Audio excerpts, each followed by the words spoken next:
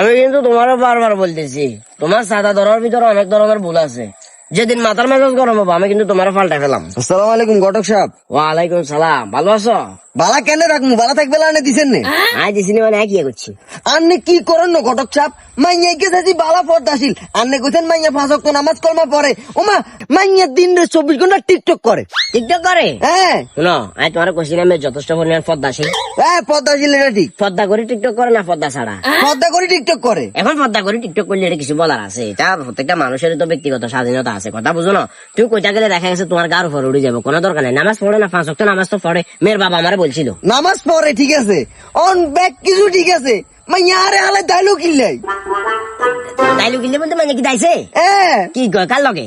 কাল লোকে তাই যাই জানি না, আর রাত চিল্লে ঘুম গেছে, সকালে উঠে দেহের মাইয়া নাই। আচ্ছা আমি বুঝছি কেন গেছে, এটা আমি বুঝছি। এটা লয় চিন্তা করবে কোনো কারণ নাই। হে তো- আমি শেষ করি। তুমি বলছো না মেয়েটা টিকটক করে, হ্যাঁ তোমার ঘরে কি রিং লাইট আছে? না তো রিং লাইট না থাকার কারণে এমনও তো হইতে পারে, তুমি মেয়ের সন্দেহ কিনলে করো, এমনও তো হইতে পারে যে মেয়েটা হয়তো বা রিং লাইট কিনলে একটা ছেলের সাথে ডাকা গেছে।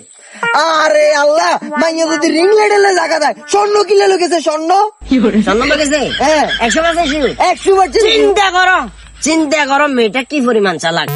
এই তো এই কারণে তো মাইয়া যাইবে হরে, মাইয়ারে আই দিছি তালাক।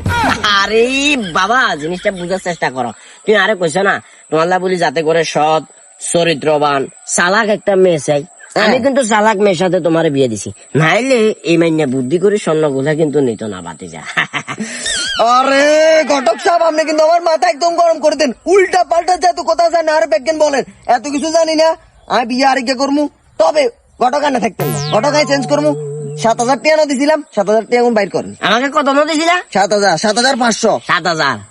মেয়ের বাবার বাড়ি থেকে আলমারি, শোকেস, ফ্রিজ, তারপরে যায় খাট, পালং, সোফা, যা যা লাগে ব্যাগান দিছে।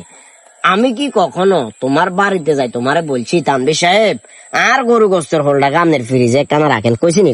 না তাইলে তুমি এগুলা ব্যবহার করতেছো না। কইতেছি। ব্যবহার যদি করো, তুমি 7,000 টাকা কোন মুখে আমার কাছে খুঁজো? আমার যে 5 লাখ টাকার স্বর্ণ নিছে, এটার কিছু হইলো না। মাইয়া যে আমার 5 লাখ টাকার স্বর্ণ নিয়ে বাকি গেছে, আমি এত কথা বুঝি না। দেন মেয়ে স্বর্ণ নিছে, মেয়ে আবার আসবো, কি বলছি বুঝছো? ওইটার ব্যবস্থা আমি করতেছি। আসো সামনের দিকে আসো। বালা কথা, আপনার হাতে তো চাদরিং কিলে।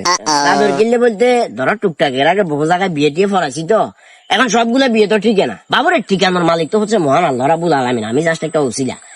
যারা টিকে না এরা অধিকাংশ দেখা গেছে গড় ছাড়া হয়ে যায়। গড় ছাড়াও গেলে যে সাথী কিন্তু বিশাল একটা সাথী লইছে। ওরে বাবার, আমি তো এটা খেয়াল করিনি, কত বড় সাথী। তুমি চাইলে আজকে রাত্রে তুমিও আমার সাথে ওই যে গাছেরটা দেখো না, হ্যাঁ। ওই গাছেটার করে আমরা সাথী ডারে গাড়ি, এই যে এটা দেখছো না, এটারে বিশাল রাষ্ট্র 10 জন হতমু, মানে রিল্যাক্সে কম যাবে, কোনো সমস্যা নাই। হ্যাঁ আনার লোক গুনেটা মাইনো, আপনি আমার করেন। কি একটা পাগলা নিয়ে না শুরু করছে হয়তো। হ্যাঁ সাথী মা। আরে বেটা তুই ফিরিস আইছিস না, উল্টা পাল্টা কিনলে কথা কয়। আর ডিবিরে কল করতে কন্ডে আইকে কন্ডে থাকবেন। আচ্ছা আয় না আপনি টিয়া দিবেন না। বাইল করি আয়।